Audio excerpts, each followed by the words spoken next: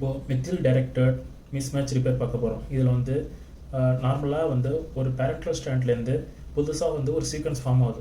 Sequence form பண்ணுறப்போ ஏதாவது ஒரு பேஸ் பேர் மட்டும் தப்பாக ஃபார்ம் ஆயிடுச்சு, ஓகேவா?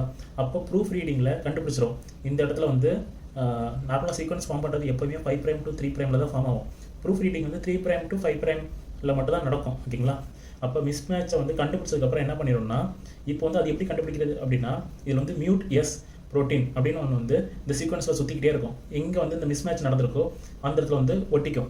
வந்து உட்காந்ததுக்கப்புறம் அது வந்து மியூட் எல்ங்கிற ப்ரோட்டீனை வந்து கூட சேர்த்துக்கிட்டு ரிப்பேருக்காக ஒரு காம்ப்ளெக்ஸை ஃபார்ம் பண்ணி இங்கே உட்காந்துக்கும். அது இல்லாமல் மிஸ்மேட்ச் ரிப்பேர் அப்போ என்ன நடக்கும்னா, அது எப்படி கண்டுபிடிக்குது அப்படின்னா, அந்த சீக்வன்ஸ்லேயே அந்த இடம் மட்டும் கொஞ்சம் பல்ஜாகவும் கொஞ்சம் டிஸ்டார்டடாகவும் இருக்கும். ஏன் அப்படி இருக்குது அப்படின்னா, ஒரு டிஎன்ஏ ஸ்டாண்டில் பியூரின் பார்த்தீங்கன்னா, பியூரினில் 2 ரிங் இருக்கும், பைரிமிடினில் 1 ரிங் இருக்கும். இப்போ வந்து ஒரு 2 ரிங் இருக்கிற அந்த இடத்துல மொத்தமாகவே 3 ரிங் தான் ஃபிட் பண்ண முடியும், ஓகேங்களா? அப்போ வந்து 2 பியூரின் ரிங்கால் ஃபிட் பண்ண முடியாது. அதே மாதிரி 2 பைரிமிடின் ரிங் வந்தாலும் அந்த டிஎன்ஏ ஸ்டாண்டு கொட்டி ஆயிரும்.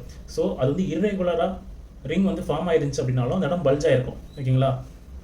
பல்ஜாக இருக்கும் மீன்ஸ் 2 பியூரின் ரிங், இந்த பக்கம் 2 பியூரின் ரிங் வந்துருக்கும். ஸோ பல்ஜாக இருக்கலாம். அதுக்கப்புறம் வந்து மியூட் எல் ப்ரோட்டீன் ஒன்று இருக்குது. அது வந்து என்ன பண்ணணும்னா, மிஸ்மேட்ச் நடந்திருக்க இடத்த போய் இது கட் பண்ணணும். அது இல்லாமல் எப்படி இது வந்து இந்த கீழே உள்ள சீக்வன்ஸில் தான் ஃபார்ம் ஆயிருக்கு அப்படின்னு எப்படி கண்டுபிடிக்குது அப்படின்னா, பேரண்டல் சீக்வன்ஸ் வந்து எப்போதுமே மெத்திலேட்டடாக இருக்கும். அதுலேயும் இந்த புதுசாக உருவான ஸ்டாண்ட் வந்து எப்போதுமே அன்மெத்திலேட்டடாக இருக்கும். அதை வந்து ஹெமி மெத்திலேட்டட்னு சொல்லுவாங்க. ஸோ அதை வச்சு தான் கண்டுபிடிக்கும். மெத்திலேட்டடில் பிரச்சனை இல்லை, புதுசாக உருவாகுனதில் தான் பிரச்சனை இருக்குது அப்படிங்கிறத கண்டுபிடிச்சிடும். அதுக்கப்புறம் ஹெலிகேஸுங்கிற என்சைம் வந்து அந்த மேலே உள்ள டெம்ப்ளேட்டையும் புதுசாக ஃபார்ம் பண்ண ஸ்டாண்டையும் பிரிக்கும். எதுக்காக அதை அப்படியே கட் பண்ணாதுன்னா, இது எதுக்காக அப்படியே கட் பண்ணாது அப்படின்னா, இது மேலே உள்ள ஸ்டாண்டோட ஒட்டி இருக்கும். அப்படிங்கிறப்போ அது வந்து பிரச்சனையாக வந்து முடியும்.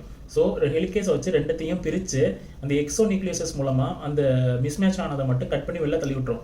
ஆனால் அந்த ஸ்டாண்டு திரும்பியும் போய் அந்த டைப்பில் திரும்ப ஒட்டிக்காமல் இருக்க சிங்கிள் ஸ்டாண்ட் பைண்டிங் ப்ரோட்டீன் போய் உட்காந்து பிரித்தபடியே வச்சுக்கும். அதுக்கப்புறம் என்ன நடக்குதுன்னா, இந்த டிஎன்ஏ பாலிமரேஸ் 3 வந்து உள்ளார வந்து இந்த இடத்துல இந்த கேப்பில் வந்து மிஸ்மேட்ச் ஆகி கட்டாகி போன இடம் ஃப்ரீயாக இருக்கும்ல. இப்போ அந்த பேரண்டல் டிஎன்ஏ ஸ்டாண்ட் இருக்குல்ல, அதை வந்து டெம்ப்ளேட்டாக யூஸ் பண்ணி இந்த இடத்துல புதுசாக திரும்ப கரெக்டான ஒரு சீக்வன்ஸை வந்து ஃபார்ம் பண்ணிடும். அதுக்கப்புறம் இன்பிட்வீனில் கேப் எங்கேயாவது இருந்துச்சுன்னா டிஎன்ஏ லைகேஸ் வந்து அந்த கேப் வந்து ஃபில் பண்ணிடும்.